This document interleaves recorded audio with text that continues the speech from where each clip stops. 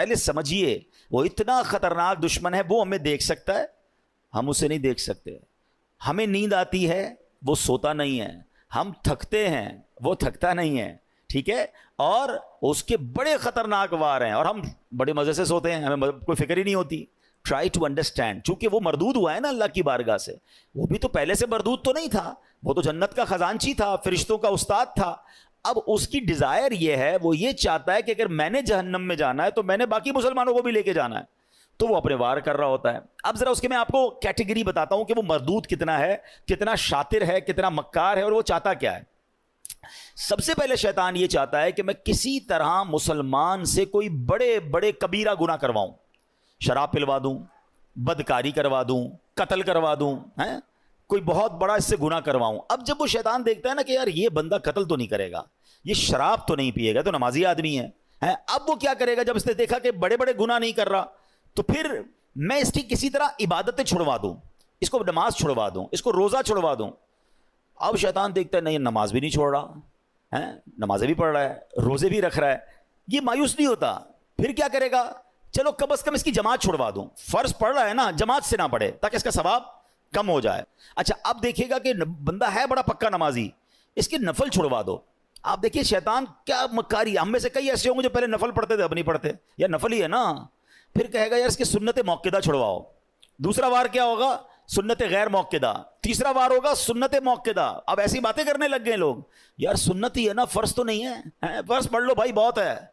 تو اب آپ کی سنتیں گئیں، پھر ایک وقت آئے گا آپ کا واجب جائے گا، پھر شیطان آپ کے فرض پر اٹیک کرے گا.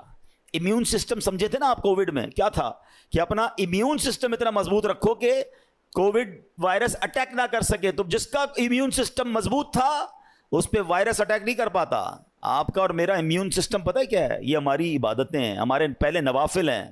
نفل پکڑ لو تمہارا فرض مضبوط ہو جائے گا، کیونکہ نفل پہلے ہے، پھر سنت ہے، پھر واجب، پھر فرض کی باری آئے گی.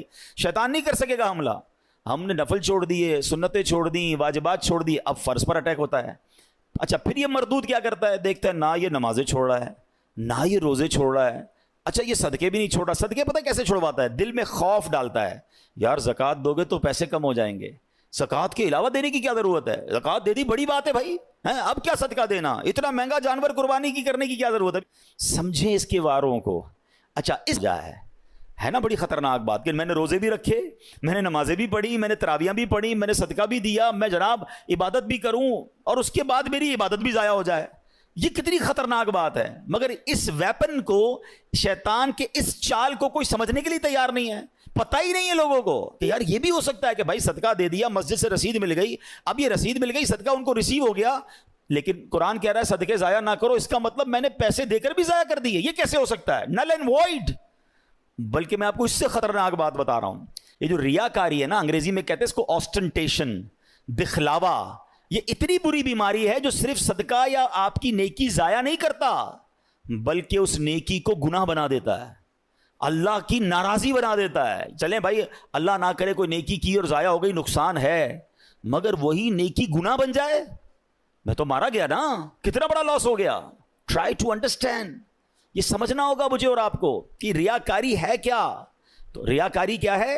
حدیث پاک میں آتا ہے، نبی پاک علیہ الصلوۃ والسلام نے فرمایا، مجھے تم پر سب سے زیادہ شرک اصغر، چھوٹا شرک، وہ کیا ہے؟ ریا، یعنی دکھاوے کا ڈر ہے. اللہ تعالیٰ قیامت کے دن کچھ لوگوں کو ان کے اعمال کی جزا کے وقت فرمائے گا، ان لوگوں کے پاس جاؤ جن کے لیے تم دنیا میں دکھاوا کرتے تھے اور دیکھو کیا تم ان سے کیا جزا پاتے ہو. یعنی اللہ فرمائے گا میرے پاس تمہارے لیے کوئی جزا نہیں، ان سے جزا لو جن کے لیے نیکیاں کی تھیں. اب کیا ہو رہا ہے؟ نماز پڑھی سب کو بتانا ہے، روزے رکھے سب کو بتانا ہے، قرآن پڑھا سب کو بتانا ہے، حج پہ گئے سب کو بتانا ہے. وہ نیکیاں جو نارملی انسان اکیلے میں کرتا ہے مگر وہ بھی بتانی ہے. وہ پہلے سنتے تھے نا نیکی کر دریا میں ڈال، اب نیکی کر فیس بک پہ ڈال، نیکی کر سوشل میڈیا پہ ڈال. ابھی پچھلے دنوں سیلاب آیا تھا تو کووڈ کے معاملات آئے تھے، کئی لوگ ماشاءاللہ صدقہ خیرات دینے گئے، اچھی بات ہے، یہ بڑی نیکی ہے. مگر آپ نے تماشے بھی دیکھے ہوں گے کہ ایک ایک آٹے کے بورے پر 5 بندے کھڑے ہو کر اس غریب کے ساتھ سیلفی کھنچوا رہے ہیں. اب بتاؤ نا اس غریب کی غربت کا اور کتنا مذاق اڑانا ہے. قرآن کہہ رہا ہے اے ایمان والو، احسان جتا کر، تکلیف پہنچا کر صدقے ضائع نہ کرنا. لیکن یہ ہو رہا ہے، میں نے یہ کیا، میں نے وہ کیا، اتنی پرانی پرانی نیکیاں لوگوں کو یاد ہیں۔ ویسے ایک چھوٹا سا سوال کر لیتا ہوں، اتنے سارے ماشاءاللہ نمازی بیٹھے ہیں، آپ میں سے کئی ایسے ہوں گے، بلکہ شاید سارے ہی ہم ایسے ہیں، میں بھی اس پہ شامل ہوں گا، جن کو اپنی 25 سال پرانی نیکی بھی یاد ہے۔ 1990 میں کوئی حج پہ گیا ہوگا، اس کو وہ بھی یاد ہے، 1980 میں عمرہ کیا ہوگا تو وہ بھی یاد ہے، بچپن میں کوئی قرآن پاک ختم کیا ہوگا وہ بھی یاد ہے۔ یعنی عام ہمیں تو تجربہ ہے نا، ہم تو لوگوں سے ملتے ہیں، ہمارا تو حال یہ ہے کہ ہم کبھی کسی سے ملنے جائیں نا، حضرت کیسے ہیں، طبیعت کیسی ہے، بس اللہ کا بڑا شکر ہے، اللہ نے بڑا کرم کیا ہے۔ میں 1995 پہ حج پہ بھی گیا تھا تو 2000 میں بھی حج کی سعادت ملی، اور 2015 سے تو ہر سال عمرے پہ جا رہا ہوں، اللہ نے بڑا کرم کیا ہے، رجب شعبان رمضان کے ہم روزے بھی رکھتے ہیں، الحمدللہ تہجد کی بھی عادت ہے۔ حاجی صاحب کس نے آپ سے یہ سب پوچھا تھا؟ میں نے تو طبیعت پوچھی تھی آپ سے، اور آپ نے اپنی پوری زندگی کی نیکیاں جو ہیں 3-4 منٹ میں بیان کر دیں۔